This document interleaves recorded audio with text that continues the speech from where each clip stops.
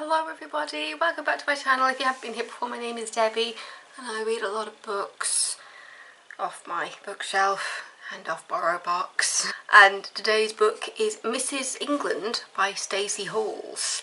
I've read a book by Stacey Halls before and it was a very good book. But yeah, Mrs. England was a very interesting book. I read it mostly on my phone when I was at work. I'll read you the blurb and then I'll go into my thoughts on it. West Yorkshire, 1904. When newly graduated nurse Ruby May takes a position looking after the children of Charles and Lillian England, a wealthy couple from a powerful dynasty of mill owners, she hopes it will be the fresh start that she needs. But as she adapts to the life at the isolated Hardcastle house, it becomes clear there's something not quite right about the beautiful, mysterious Mrs. England. Distant and withdrawn, Lillian shows little interest in her children or charming husband, and is far from the angel of the house Ruby was expecting. As the warm, vivacious Charles welcomes Ruby into the family, a series of strange events forces her to question everything she thought she knew. Ostracised by the servants and feeling increasingly uneasy, Ruby must face her demons in order to prevent history from repeating itself. After all, there's no such thing as the perfect family, and she should know. This was such an interesting book, and I genuinely had no idea where it was going as things kept coming out.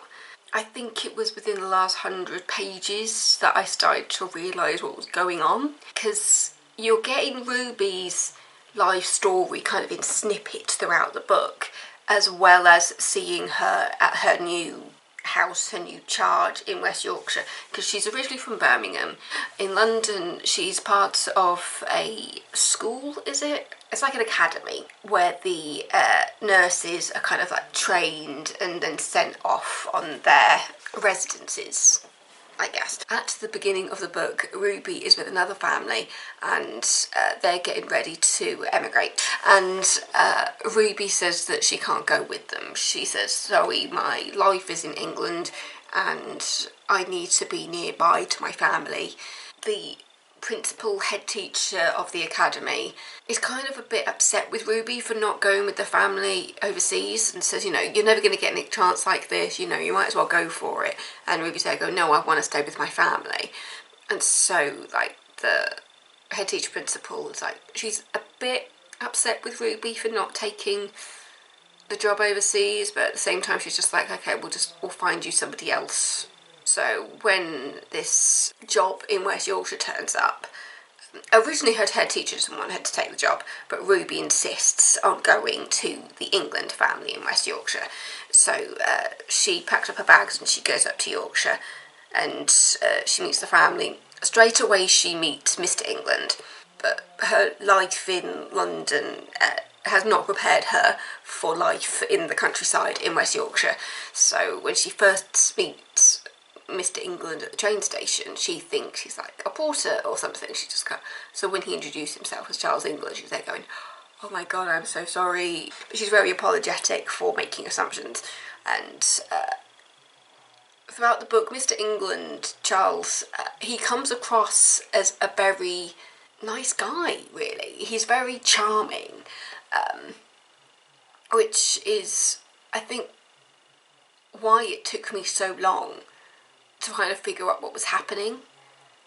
He comes across as such a charming man. He is an owner of a mill, so he's a boss, and so I think my reading of The Doorstep Girls kind of influenced the way I read about this as well, because just there thinking, as an owner of a mill, does he really care about his workers that much, even though he's described by everybody as a lovely man, as a family man who cares about his family and his workers and all this.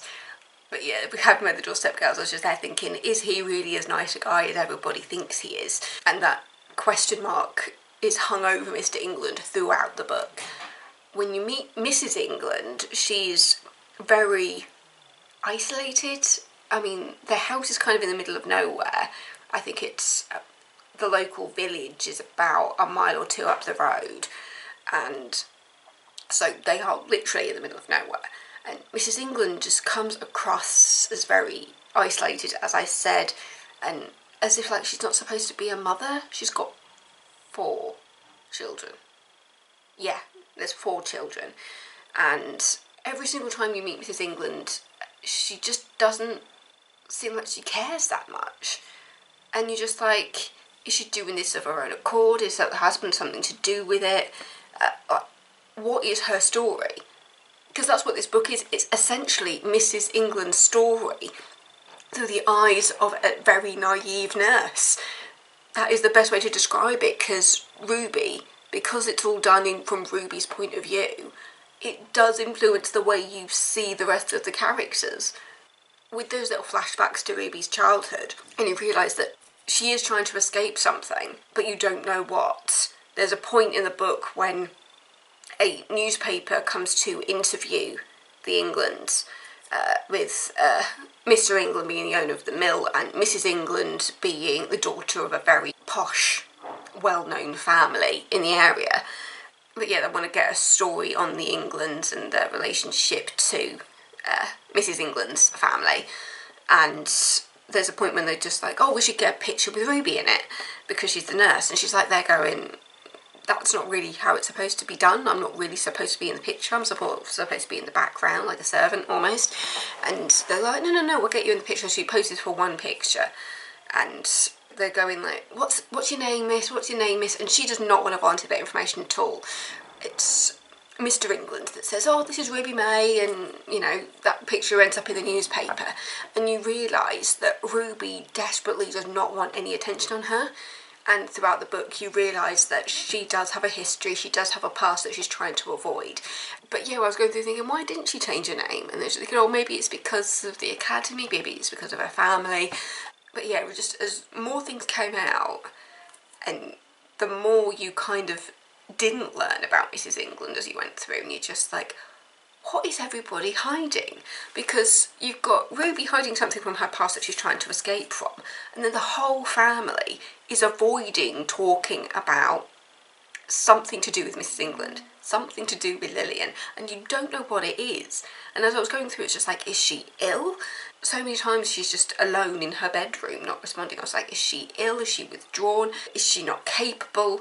There's a point when you realise that Mr. England locks her in a room at night. The other servants in the house are talking about how she's gotten out before and how they've seen her wandering around, and so that's why they keep her locked in her room. And I was just there going, is there abuse happening or not? Like, what is going on? And I'm not going to tell you what's going on because I think you just need to read the book to get that. But as you can see, like, this book really did get the cogs turning. It was a little bit of a slow start, but then once she was in Yorkshire, there was just so many questions at the end of each chapter. Like, what's going on now? How does he become involved in this? What's the children's role in all of this? Like, what's happened in Ruby's past that she wants to escape from? Why is this happening? What's going on there? And it kept going more down, like, the question mark route. It was like a puzzle where you don't have all the parts. But it was such a good book. It was so clever, and the way that everything comes in at the end, and when you find out about Ruby's past and you realise what she's gone through and you feel so sorry for her, and the way she reacts to what's happening in the England's family house, and you're just like, oh, does she genuinely think that what happened to her is going to happen again to somebody else? Ultimately, she's just there for the children. She knows that the children kind of are her main thing. That is her job, to be a nurse to the children. But then you also see her going into a bit of protection mode for both Mr. England and Mrs. England. She finds herself as a bit of a nurse to everybody by the end of it.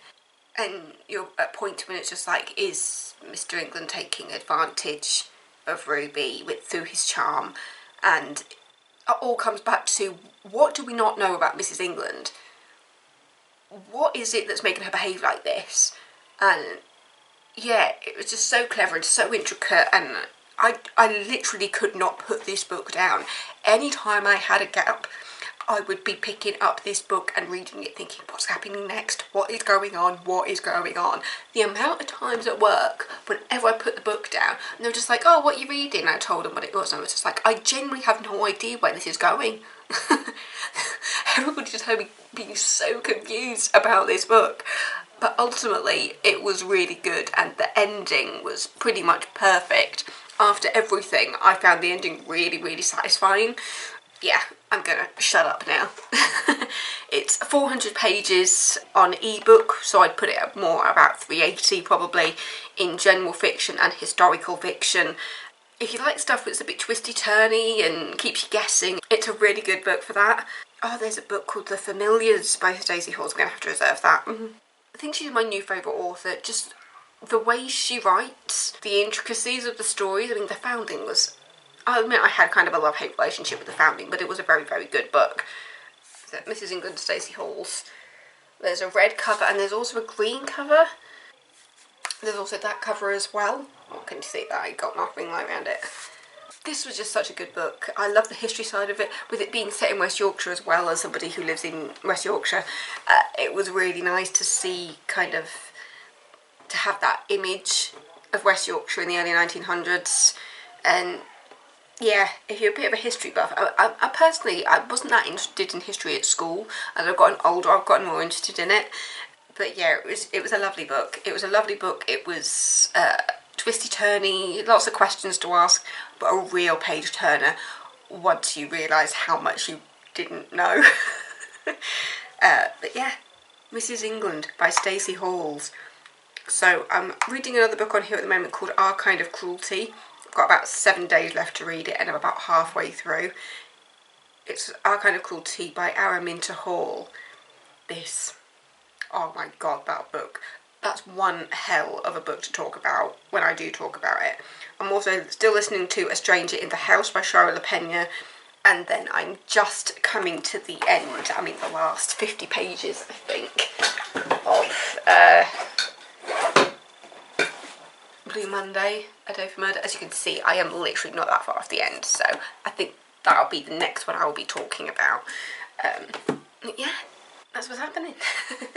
So thank you so much for watching. Don't forget to subscribe if you're not already, and I will see you next week with another video. I feel like this has been a little shorter video today. 16 minutes I've been talking for, so this is going to be a shorter one. I'm not quite sure why, but I think it's because there's just so much in that book that I just don't want to spoil, because of how it all adds up and how it all comes to boiling point. I just can't do that to you. But yeah, so thank you. I'll see you next week. I'll see you next time. Bye.